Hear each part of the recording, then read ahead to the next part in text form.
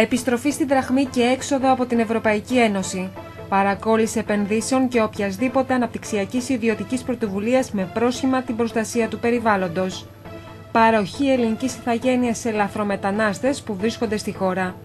Ελεύθερη πρόσβαση όλων των λαθρομεταναστών στη δημόσια υγεία και παιδεία που πληρώνει ο χυμαζόμενος Έλληνας φορολογούμενος.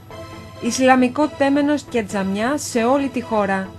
Μπαχαλοποίηση της χώρας με υποβάθμιση των σωμάτων ασφαλείας και επικράτηση των γνωστών αγνώστων που λιμένονται το κέντρο της Αθήνας. Κατάχρηση του πανεπιστημιακού ασύλου από κακοποίητα στοιχεία στο όνομα της ελεύθερης διακίνησης των ιδεών εις βάρος των φοιτητών και των μαθημάτων τους. Αποποινικοποίηση ναρκωτικών, ελάφρυνση ποινών και αποφυλακής εγκληματιών.